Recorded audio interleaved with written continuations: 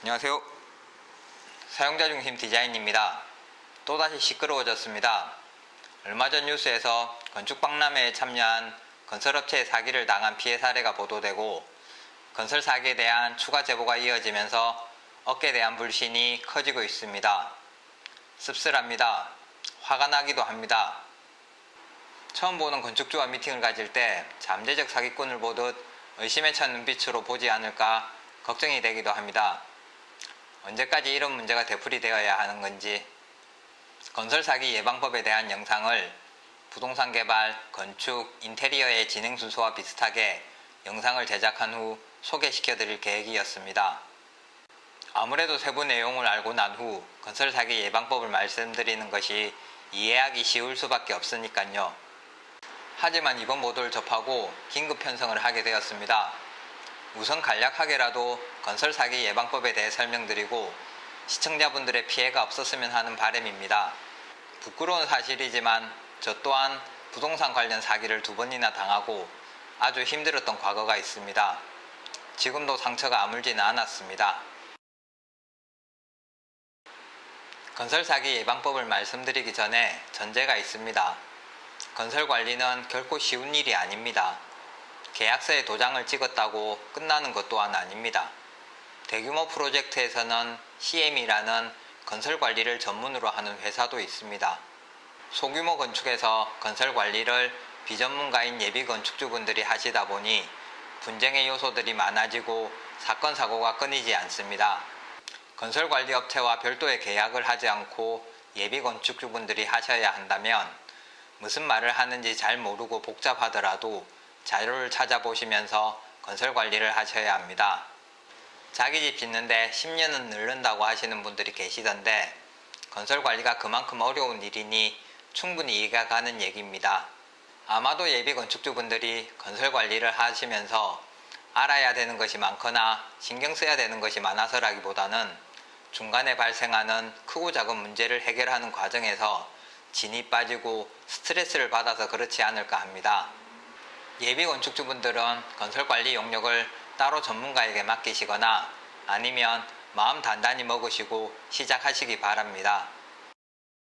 건설 사기 예방하는 방법 첫 번째, 아무도 믿지 마시라는 겁니다. 주변의 추천, 겉모습의 화려함, 많은 실적 등등 미사오구, 화려함에 현혹되지 마시기 바랍니다. 오로지 문서와 안전장치만 믿으셔야 합니다. 각박하게 그럴 필요가 있나 하실 수 있지만 당연히 그렇게 해야 된다고 생각합니다. 금액이 크지 않습니까? 처음부터 사기치려고 계획하고 의도적으로 접근한 업자는 거의 없을 것입니다. 그런 업자는 벌써 자격경지를 먹었을 것이고 무면허이거나 면허대여일 것입니다. 대부분의 경우는 회사의 상황이 여의치 않거나 리스크 관리가 제대로 되지 않아서 문제가 발생하고 발생한 문제를 해결할 의지가 없거나 능력이 안 되는 경우일 것입니다. 그러니 말과 화려함을 믿지 마시고 문서와 안전장치를 믿으시기 바랍니다.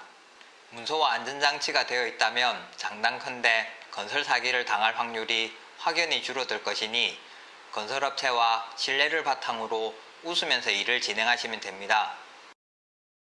두 번째, 건설비, 설계비 등을 속된 말로 후려치기를 하시면 안 됩니다. 그리고 계약서상에 명시된 대금 지급날을 지키셔야 합니다. 뉴스에 나오는 건설업자의 사기 사례와는 반대로 건축주가 정당한 공사 대금을 지불하지 않거나 이런저런 이유로 공사비 지불을 미루어 업체가 부도가 나는 경우도 발생합니다. 건축주 입장에서 예산을 줄이려는 의도는 충분히 이해하고 저라도 예산 절약을 위해 노력을 할 것입니다. 그러나 과도한 예산 절약은 결과물의 부실을 초래합니다. 설계사, 건설사는 손해보는 공사는 절대로 안 한다고 보시면 됩니다. 비전문가인 건축주가 모르는 방법으로 지금 당장 표나지 않게 부실 공사를 합니다. 이런 경우는 설계사, 건설사만을 욕하지도 못합니다. 그리고 예비 건축주분들이 문서와 안전장치로 업체의 의무를 명확히 하다 보면 당연히 업체에 추가 부담이 발생하게 됩니다. 막무가내로 문서나 안전장치를 요구하시면 공사를 하겠다고 나서는 업체는 아마 없을 것입니다. 셋째, 단계별로 체크하자. 계약하고 모든 것이 끝나는 것은 아닙니다. 건설업자와 계약이 되는 순간부터 예비건축주분들은 프로젝트 관리의 실행 단계에 접어듭니다. 의도대로 진행되고 있는지 중간중간에 체크하셔야 합니다.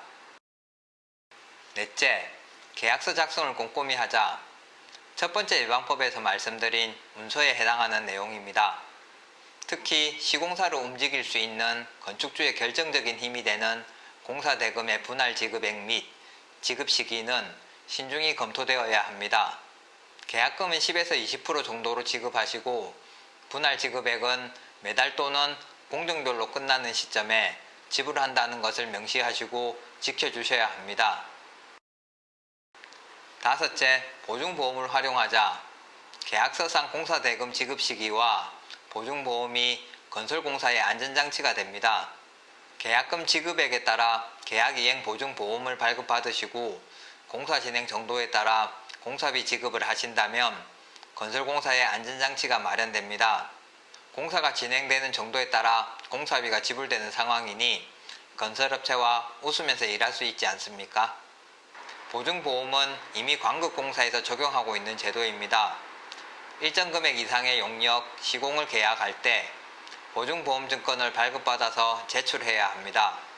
소규모 민간 건축에서는 강제성이 없다 보니 이런 것이 있는지 모르시는 분들도 계십니다. 일상생활에서도 예측 불가능한 미래에 대한 안전장치가 보험이듯 보증보험은 건설공사에 대한 안전장치가 될 수 있습니다.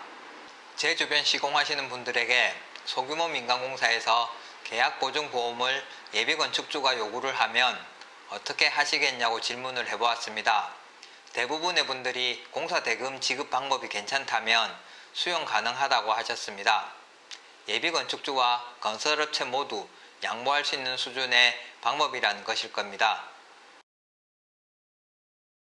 현행법과 제도 하에서는 건설 사기가 근절되지 않을 뿐더러 한순간의 실수로 평생 모아둔 재산이 날아가는 당사자에게는 너무나 가혹한 피해가 발생합니다. 같은 업종에 종사하는 다른 사람들도 서로에 대해 불신하는 분위기가 만들어지면 예비건축주와의 신뢰를 쌓기가 더욱 힘들어집니다. 제발 소수의 건설업자가 전체 물을 흐리는 행동은 하지 말았으면 하는 바람입니다. 위 5가지 방법 중 추가적으로 해설이 필요한 프로젝트 관리법, 계약서 작성법, 보증보험의 종류와 적용 방법은 추후 영상을 통해 자세히 다루도록 하겠습니다. 영상이 마음에 드셨다면 구독, 좋아요 부탁드리며 시청해주셔서 감사합니다.